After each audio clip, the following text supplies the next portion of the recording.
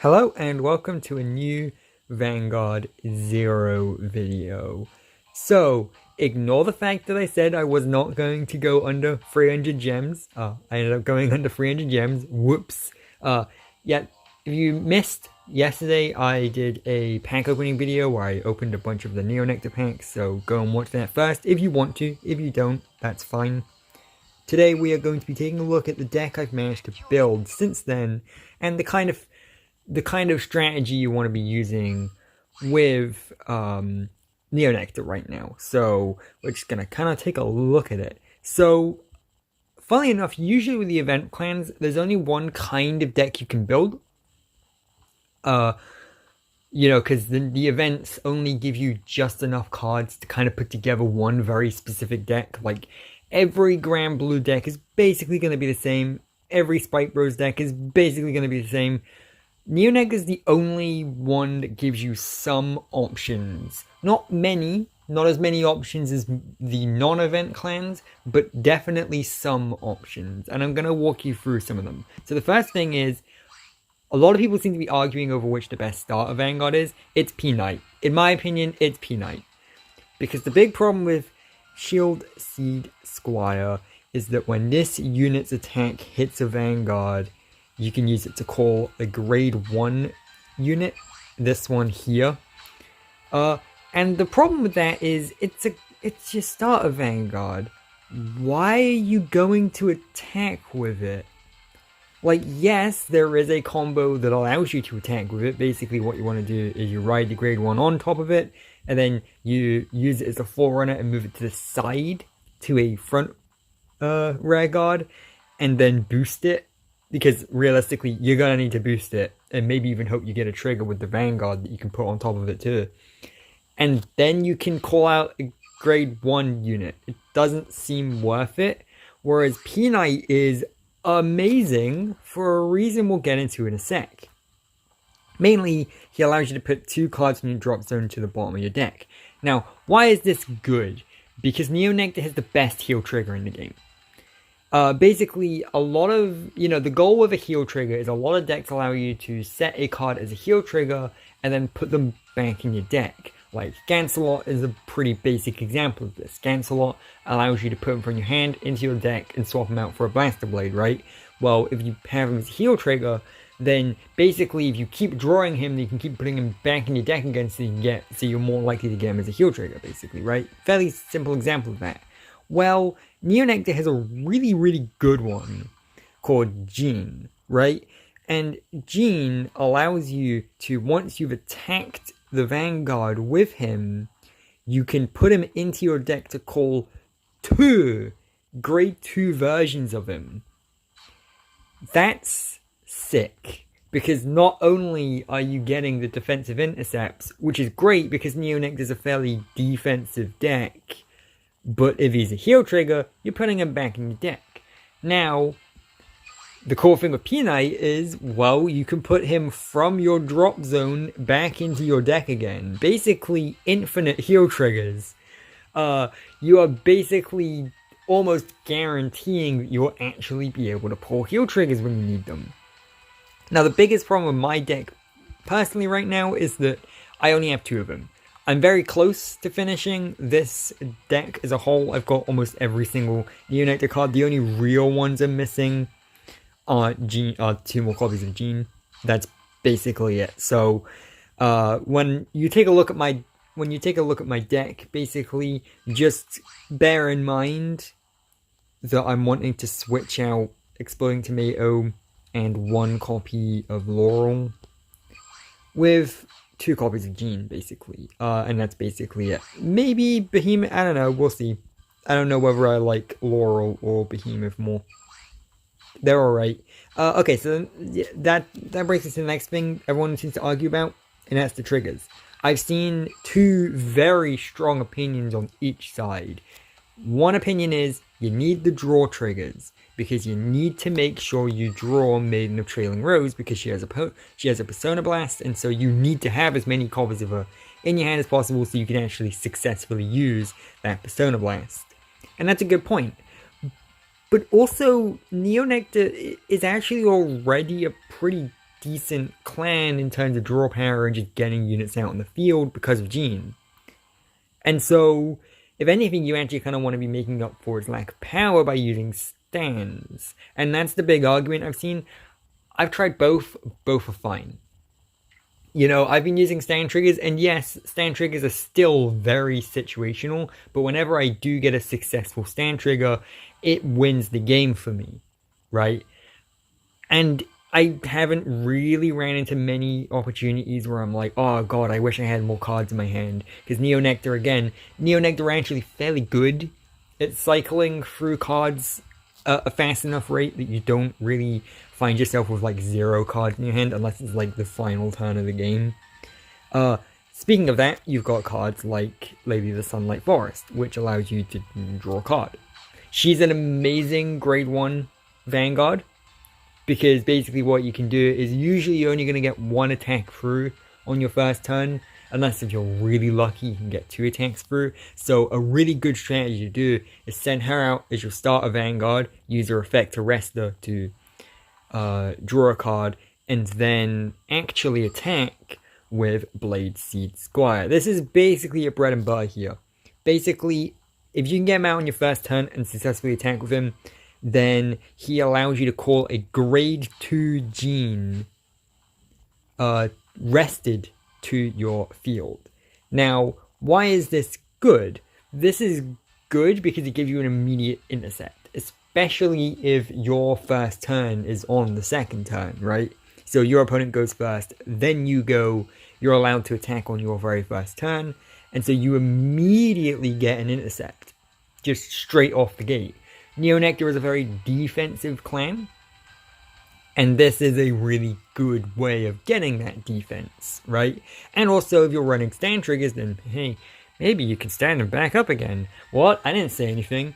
And that's cool. And that also means that you can actually use him, and if he can successfully attack a Vanguard, you can get the grade 3 Jean rested on the field. Now again, the cool thing about these effects, these chained Jean effects, is that they don't cost anything to do. The only downside is they have to successfully attack the Vanguard, and that's it. There's no counter blasting, there's no soul blasting, there's no persona blasting, none of that. Just straight up, if you can do it, then do it, which is amazing. In fact, borderline broken. However, of course, the big problem is that the rest of Neo Nectar isn't that great. Neo Nectar has a lot of weak cards, and so we're just going to go through my deck and why I'm using the cards that I'm using. So, and this is the base kind of setup you want. Of course, you know, mix and match to choose. Of course, like go what your taste wants. So first of all, 4 perfect guards. Yesterday I mentioned that the event would not give you perfect guards, and that's because the event was bugged.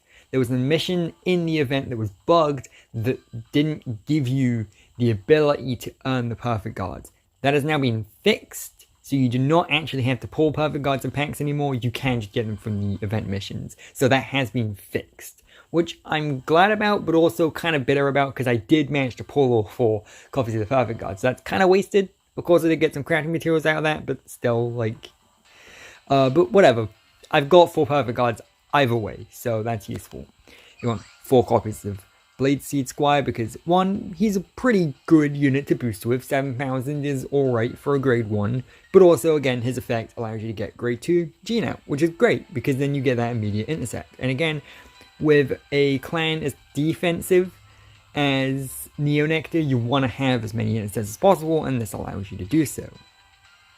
Now, Lady of the Sunlight Forest and Corolla Dragon, it mix and match up to taste. I've got 4 of Corolla Dragon and 1 of Lady of the Sunlight Forest, but you can have as many as you... So if you want 3 of one and 2 of the other, or you want 4 of one and 1 of the other, or whatever, mix and match them to taste.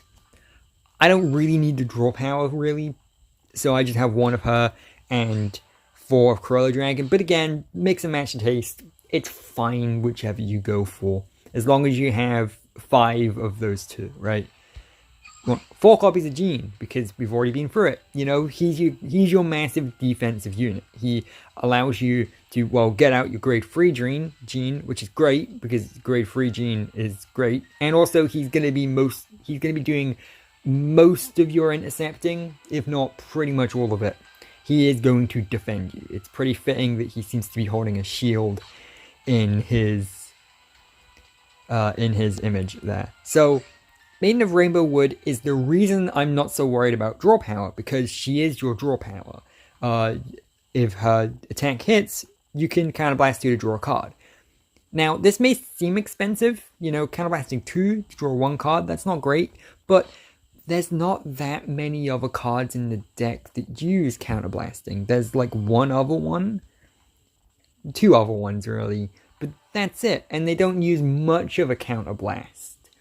So you actually kind of need to burn your counterblast, because if not, then you're not really using it. There have been Neo Nectar games where I've just been sat there with like 5 damage and none of them turned over, you know? So you kind of want to take advantage of that, and so that's where your main draw power is going to come from, and that's what I recommend personally.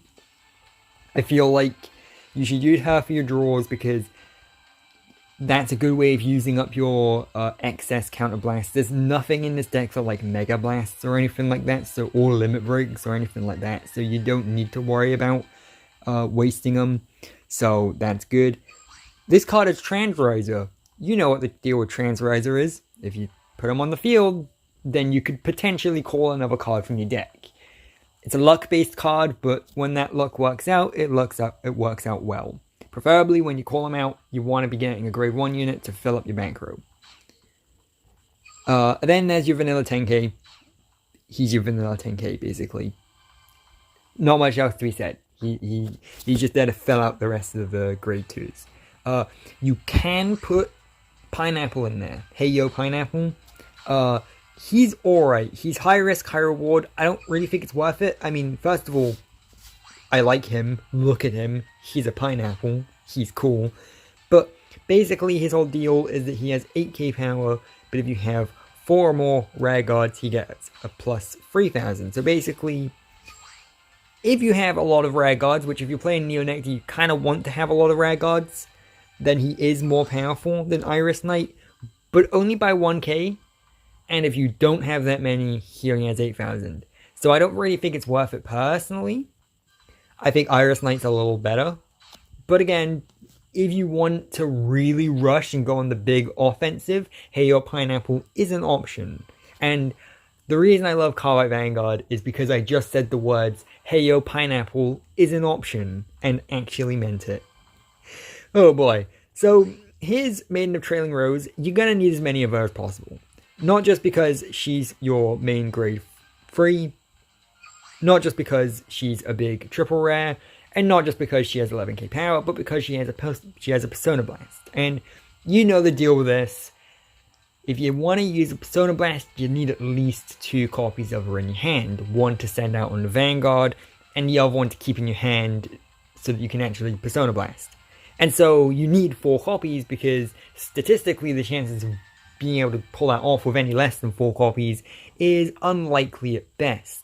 With 4 copies, then you will consistently pull it off once per game, I'm pretty sure. And in my experience, I've been able to do that. So, and unfortunately, Neo Nectar is not that great a clan. It's specifically searching out Maiden of Trailing Rose. You just kind of have to hope you draw her. Which again, if you have 4 copies of, isn't the biggest problem in the world. But it is kind of a problem. But basically, yeah, you Counterblast 1 and Persona Blast to look at the top 5 cards of your deck and call 2 of them. This is very good. This basically turns the clan into Spike Bros, where basically you're trying to attack and then replace your units so that you can get more attacks in. And this is why I like the stand triggers with this clan. This is one of the only clans I like the stand triggers with. Because basically, you're attacking with units, and then you are using the stand trigger to stand to the back row back up again. And then you are using Maiden of Trailing Rose's Persona Blast to replace the 2 units at the front. So you can hopefully get more attacks in, which for a defensive clan is a very good thing to do. Now, is it easy to pull off? No, the safer bet is to just go for the draw triggers. But I think that with a clan as defensive as Neo Nectar, it's important to remember just how important pushing forward is too. It can be very easy to just kind of sit there and go, no, I've got perfect guards in my hand. No, I've got intercepts and so on and so forth. But it's also important to make sure you're doing damage to them too, because holding off and defending isn't really that important if you're not actually making progress of your own. So I think it's worth it. It's risky, but it's worth it to run the stand triggers and run those in combination with main and trailing rows. That's basically your win condition, in my opinion. My opinion, Neo Nectar's big win condition is pulling off this Persona Blast and standing stuff up and getting stuff back on the field and getting as many attacks in as possible. And of course, that's a good way of just getting rid of the opponent's other rare guards, right? Here you've got Jean. As I mentioned, you want 4 copies of him, but unlike me in the trailing rows, it doesn't matter as much if you don't have 4 copies, because basically his whole deal is, well, yeah, he's a cycling heal trigger. So you're attacking with him, and then you're able to call out 2 grade 2 Jeans, which is good for intercepting. So basically, in the trailing rows, she's your offensive grade 3, and Jean is your defensive grade 3. And they work in really great tandem with each other. You want 4 copies of him. I don't currently have 4 copies because this event has only been out for a handful of hours as of recording. But you want 4 copies. And then the rest of the grade 3s I'm not as certain about. Basically, this Behemoth, you can counterblast to stand one of your rare guards, which again works into my standing strategy. Have I ever been able to successfully use it? Not really, but it's nice to have there as an option. And then you have Laurel, which when it attacks the Vanguard, it gets 2000. I think Laurel might actually be better to have more copies of than Behemoth. I'm not certain, because getting that extra attack is very, very good. It's basically a better version of the Tomato. And the Tomato is just there because I literally have nothing else to put there. It's him or Cray Elementals, basically. I would have an extra copy of Laurel, which I do have, but having the Tomato there means I can cut off the heal triggers more evenly. So, yeah. Is it the best Neo Nectar deck in the world? No. Is it pretty good for considering that the event has only been up for less than a day? Not even close to a 4-day even. It's been a handful of hours as of time of recording. Yeah, it's pretty good. So to recap, what are your other options? Your other options are, you could go for the other starter Vanguard. I'm personally not sure why you would, but people for some reason have strong feelings towards Seed Squire, and if you're one of those people, then go ahead, I guess. I don't like Seed Squire, but if you really want it, then sure. Other options are Sunlight Forest, as we mentioned. Gives you that extra draw power if you want it so much. But you definitely don't need it if you're already running draw triggers. At least the 9. I'd say 4 draws and or 5 draws with this is going to give you plenty. This unit isn't very good. I'm going to be real. Yeah, you can counterblast to get 1000, but it's not that great. And then what other options do you have? Halo Pineapple, again, if you want a more offensive Neo Nectar deck, then this gets the job done. Getting that extra power early on in the game, it's genuinely pretty viable. And then there's the Tomato, but he's fine. He gives another unit 3000, but he's a grade 3 with only 9000 power, so he's not that great. I can see why he'd be useful, but he's not as useful as any of the other grade 3 units, let's be real. And that's basically what you're working with. So yeah, that's my Neo Nectar deck. I will show some gameplay of it in a future video, and I will see you later with some more Cardfight Vanguard 0 later on. So make sure to subscribe and everything, and see you later.